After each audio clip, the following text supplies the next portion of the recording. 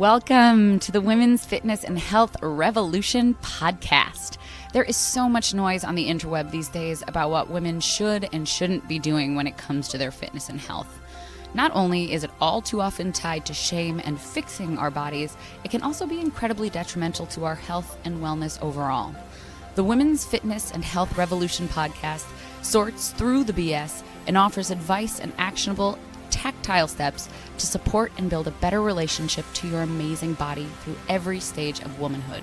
It aims to break the cycle of keeping women in the dark about their extraordinary machines and revolutionize the way we move, eat, and live so that our daughters and our daughters' daughters look in the mirror and feel exactly what they are: fierce, beautiful, and capable of everything. The revolution starts here. Hello, and welcome to the Women's Fitness and Health Revolution podcast. Today's episode is brought to you by a great question I hear all of the time, which is, what does it mean to lift heavy? / what is strength training actually? Because, my friends, not all styles of lifting a dumbbell are created equally, especially when it comes to training for perimenopause and menopause prep, or for non-ovulators, aging in general. As we've talked about plenty here on this show, aging isn't scary. It's nature. It's natural for our body's process to slow and decline with age. Things like muscle loss, bone density loss, strength and power loss, they're inevitable. But that doesn't mean we can't do something about it. How cool is that? We get to stop blowing wads of cash on anti-aging pills and creams and pick up some weights. But just how much weight should we be picking up? And how do we define strength training? Both really great questions. And I'm going to be honest. Y'all, when I sat down to write this episode, I was like, oh, cool, a short and spicy lesson on how to lift heavy. And then I started writing it, and I realized that after watching thousands of folks, probably more at this point, embark on their fitness journey fueled by inspiration from Instagram or loved ones or medical results or breakups or just looking to get healthy and move well, that like so many things fitness and health related, the popular resources out there show and program advanced movements.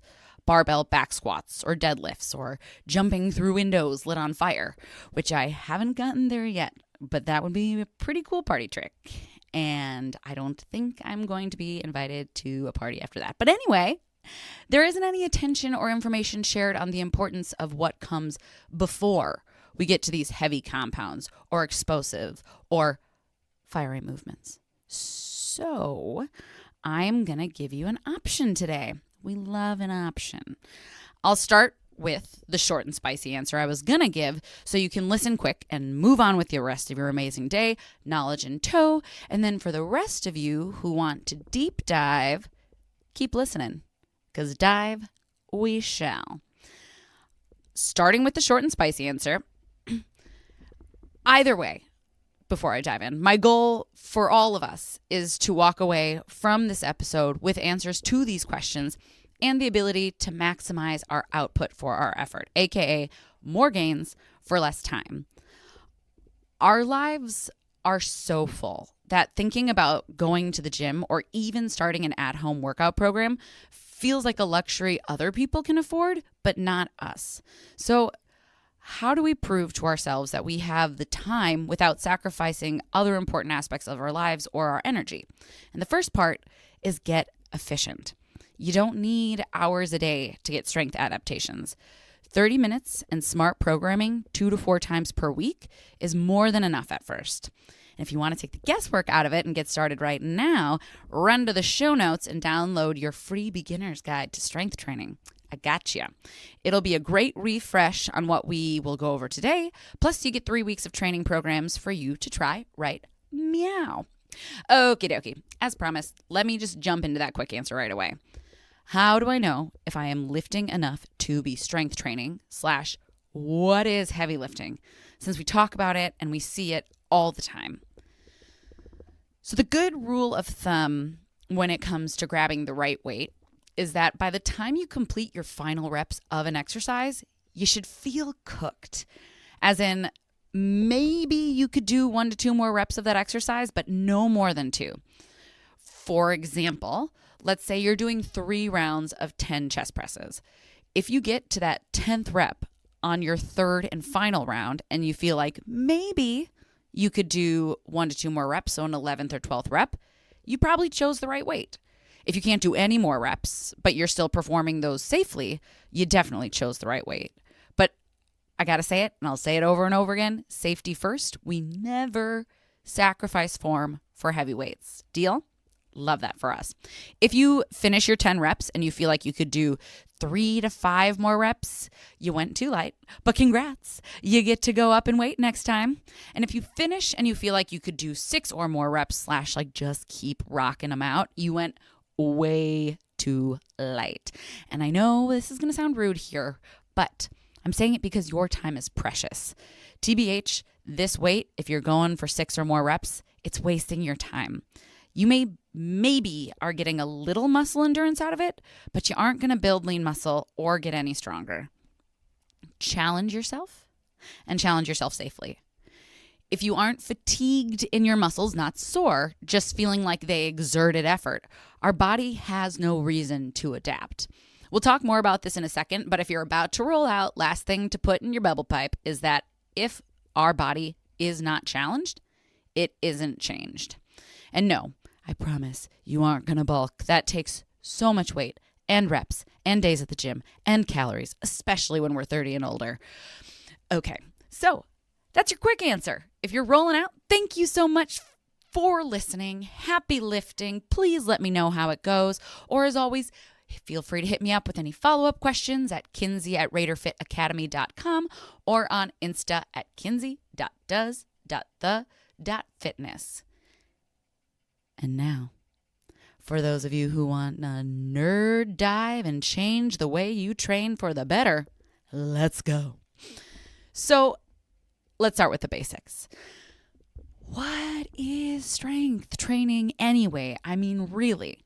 So real quick, you're going to realize why I highly recommend investing in a personal trainer, at least at first. Yes, I absolutely acknowledge that it is an investment, but you don't have to spend that coin forever. 3 months will be enough time to give you the information you need to go out on your own and crush it. But I bet you $5. After 3 months, that investment proves to be worth it tenfold, especially as you age, and save tens of thousands of dollars on medical bills, from trips to the hospitals, from falls and immune issues, to medications for various chronic illnesses, and so much more. Remember, we're investing in our bodies the way we invest in a bank account.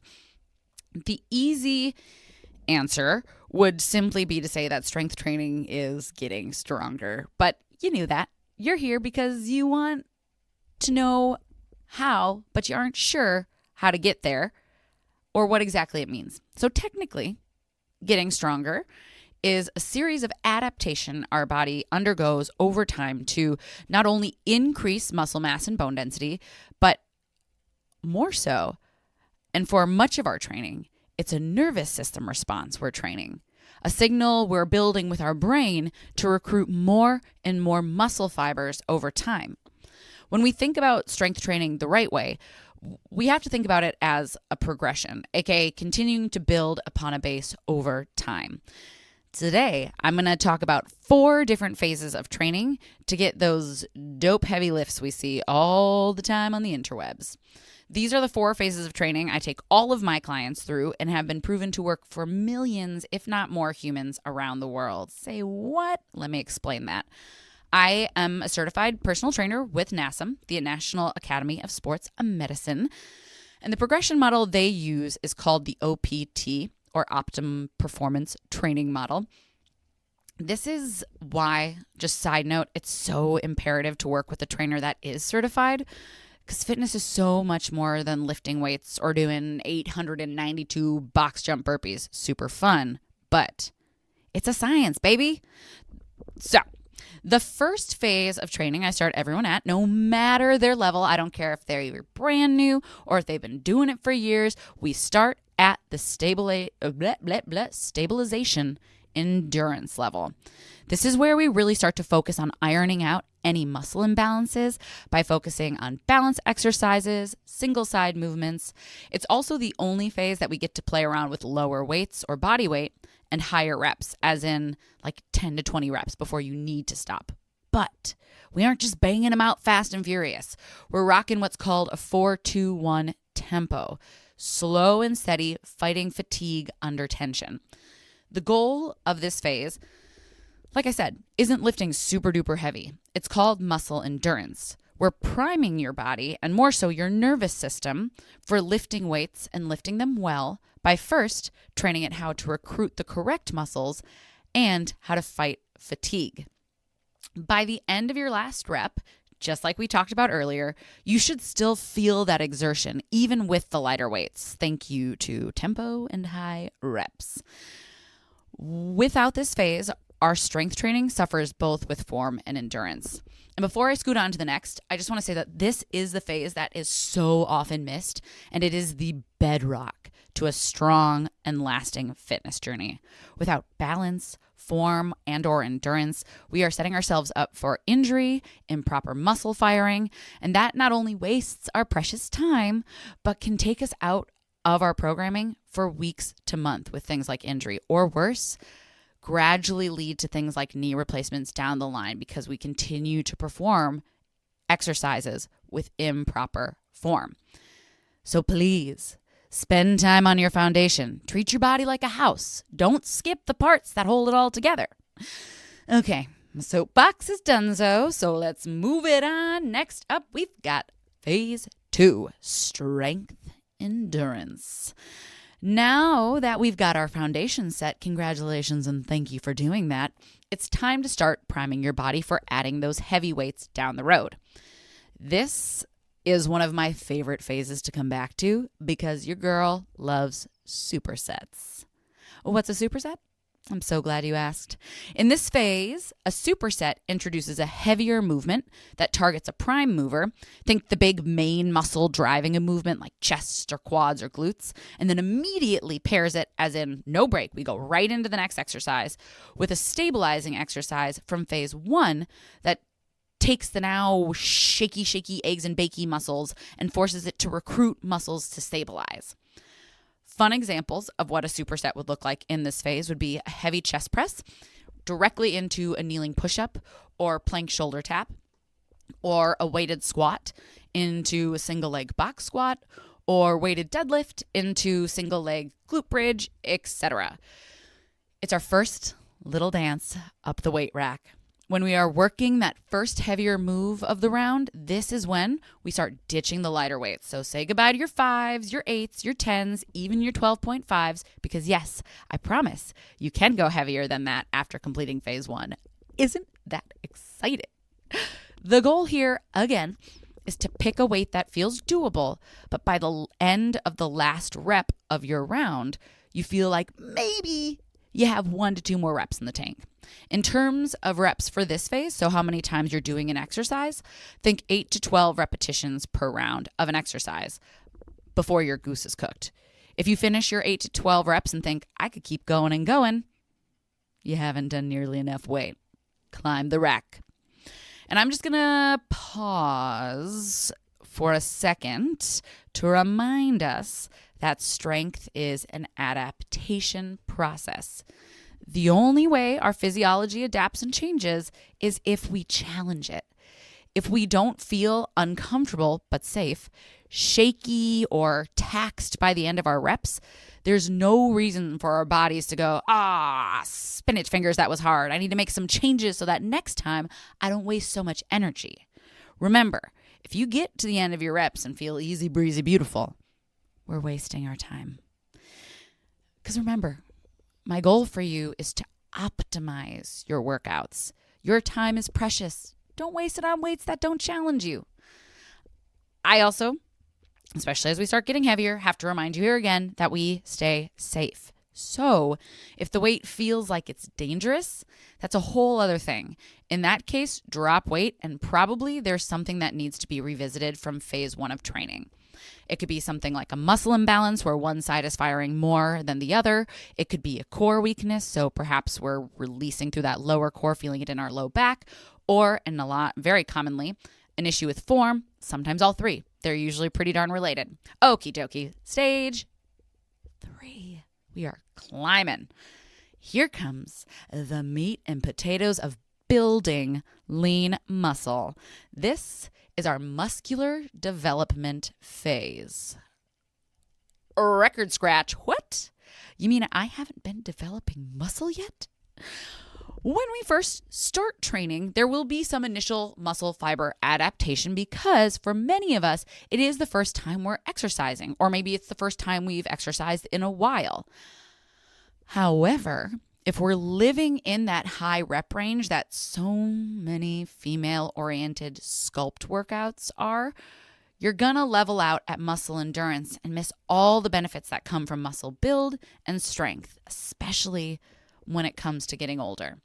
Also, spoiler, if you've been doing these quote-unquote lightweight toning exercises for some time and have noticed that you haven't really lost any of the weight you sought out to lose or don't see any of that tone you went in search of, especially as we age, this is why. We're not lifting heavy enough. That's how our body changes. Remember, we don't change if we're not challenged. We need to build that lean muscle mass with muscle development and then train it for strength, especially as our estrogen is on the decline, my ladies. So thinking in perimenopause and menopause. But my gentle dudes, your body starts to lose muscle mass as we age too. So everyone, listen up, please. Let's drop those 5 pounds and let's get heavy. And no, again, you won't bulk because remember, that shiz takes serious work and serious calories, especially as we get older. As always, if this still super freaks you out, the whole idea of potentially bulking, I invite you to try lifting for a month or so. And if you hate it, stop. I promise it's going to be way easier to lose that muscle than gain it. But if you're like so many women I've worked with in the past, I think you will be pleasantly surprised that not only are you not bulking, but our body comp starts to shift in a rather delightfully flattering way. Not to mention, it feels bad booty being strong, y'all. It just feels good. Confidence cannot be underrated, especially earned confidence. Point is, our muscular development stage is really the only stage where we're actively causing adaptations within our muscle tissues. A little bit will happen in the next round of max strength as our body adapts to heavier and heavier loads. But these are the workouts we come back to in between our super heavy lifts to continue nurturing our lean muscle mass. More on this soon. So by this phase, you have your form, you have your balance endurance, and you have your muscular endurance. So our goal here is to go heavier. Again, thinking by the time you get to the end of your, this time 6 to 12 reps, you should feel challenged. In this phase of my training, I usually program myself 4 sets of one exercise at 8 to 10 reps, resting about 30 seconds between each round. The weight that I choose for myself generally feels doable in round 1, starts to get a little toasty in round 2, and then I am a huffy puffy baby by rounds 3 and 4, and maybe I even have to drop reps by round 4. So if I was going for 10, maybe I've chosen a weight that by my last round, I've dropped down to 8 reps. This is what forces our body to adapt and, in this case, create more muscle fibers and stronger bones, aka the literal dream. Then there's stage 4, max strength. I love that guy. I'm so sorry. Max strength. This is the training. This is the strength training, rather, that folks are talking about when they say we need to lift heavy shiz. And we have to build up to it, as you can tell from the 3 stages that came before. In the words of Dr. Stacy Sims, my hero, this phase is incredibly important and a goal we should all aim for when it comes to aging, because building, as she says, building true strength is a matter of increasing the maximum force your muscles can produce in a single contraction. How much can you lift or move in one shot? It stimulates those satellite cells and replaces the muscle and strength building stimulus that you're losing when your estrogen declines. Again, that happens when we enter perimenopause and menopause. By now, and this is how we know we're strength training and not just lifting weights, we are dropping our repetitions of how many of the amount we're doing a single exercise. We're dropping our reps way down, as in 1 to 5 reps per movement. And our goal is to have to fight for that last rep. And then we rest for 2 to 3 minutes. Oh yeah. Long, juicy rest periods are just as essential as the weight on the barbell in this phase. This kind of heavy needs the buildup of the last 3 phases to have the neuromuscular control to be safe and effectively recruit the correct muscles, as well as the muscle fiber width and bone density to support the challenging loads. If we were just to rush into a gym and grab a barbell and try to deadlift a heavy load without progressing through our phases, we would be using incorrect form and muscle firing. And even if magically our form was spot on, the majority of humans, as in everyone I've ever met, including myself, to this day I have to constantly work on it, have various muscle imbalances just from life, from sitting, from standing with our hip to one side, from being at our desk, from repetitive motions at work. So the likelihood of the proper muscles firing to move the load, especially talking posterior strength, so backline, thinking deadlifts and rows, is pretty darn low. One of the most common issues I see with so many folks around the gym, especially when it comes to deadlifts, and how I can tell that they probably haven't built up to the first 3 phases. They probably haven't worked with someone who's adjusted their form. This is no shade. It's just why it's so important, is that when they go to deadlift, their mechanics are causing them to lift the load with their low back instead of their glutes. Our glutes are a big muscle. Our low back is precious. Lifting heavy shouldn't be unsafe. And it doesn't have to be, because we take the time to prime and train our machines how to do it. I haven't used this comp in a while, but it is a good one in my book. Lifting heavy, think about it like playing a guitar. Just because we see someone else doing it doesn't mean that we can expect to jump on a barbell and expect to do it without practice. We wouldn't just pick up a guitar and expect to shred like Prince. Learning to treat lifting and strength training the same way we treat learning a new skill like playing guitar is not only going to keep you in the game for as long as you want to be in it, it's also going to make it enjoyable because you get to see and feel your progress and you get to meet yourself where you're at, so it isn't so stinking miserable or dangerous. So that is the big science-y answer. Thanks for sticking with it. But like I said, a good rule of thumb, if you aren't feeling shaky after your last rep, go heavier. And if you don't feel safe going heavier, take it to phase 1. Balance endurance and build your foundation. Whew. Like I said, y'all, I got more technical than I thought I would. That's kind of my jam, huh?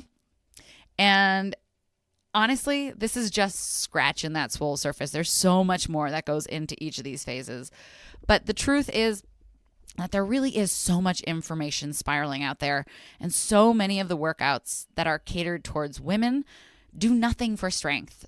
So I felt compelled to take the time to set the record straight on what the H is heavy lifting and how do we do it, as opposed to just like waking up and thinking we can do it, but how to build up to it over time. And depending on how often you train, what your schedule allows, expect to spend anywhere from like 4 weeks to 2 months per phase. Because remember, fitness is a lifelong journey, so take your time. And the fun stuff, it doesn't just stop when you get through all 4 phases. We get to undulate our programming, which is a weirdly sassy word for we mix it up. Maybe week to week, or maybe within 1 week, or maybe within one workout. But the point is we are always going to bounce back to phase 1, to phase 2, phase 3. We get to revisit all of them for a lifetime. We just get to get stronger and start to build in more complex moves the more proficient we get. So just to recap for my humans in the back, how much weight should you be using when it comes to strength training / what is heavy lifting? And in any of these phases, it's the same. It's the weight that is going to make the last 1 to 3 repetitions of a movement feel challenging and leave you feeling like maybe you have 1 to 2 more reps left. So my friends, go forth, download that free beginner's guide to strength training if you want to learn how to program 2 weekly 30-minute workouts for yourself to get started. And as always, thank you from the bottom of my heart for taking the time to listen and take care of your incredible bodies. As always, it would be so wonderful and means so much to me if you took 4 seconds out of your day to subscribe to the podcast and maybe even leave a review. I am a one last operation, and my goal for this pod is to be a resource for women all over to have access to free information on how to take care of and work with their incredible bodies while learning how to age with vitality and freedom. And on that note, super exciting, we have one new review from Albanian Yogini that says, absolutely love listening to Kinsey. Her energy is infectious and the info on women's health is top notch. A must listen for anyone looking to feel empowered and informed. You can't tell because it's a podcast, but I am blush right now. Thank you, Albanian Yogini, for leaving that beautiful review. I am so stinking grateful for you for listening, and I'm so glad you're getting something out of it. You're my hero. And again, thank you to all of you who spent your last however many minutes we've been doing this listening. I adore you all. Here is to a happy and healthy body that ages powerfully. Until next time, Raiders. Aroo!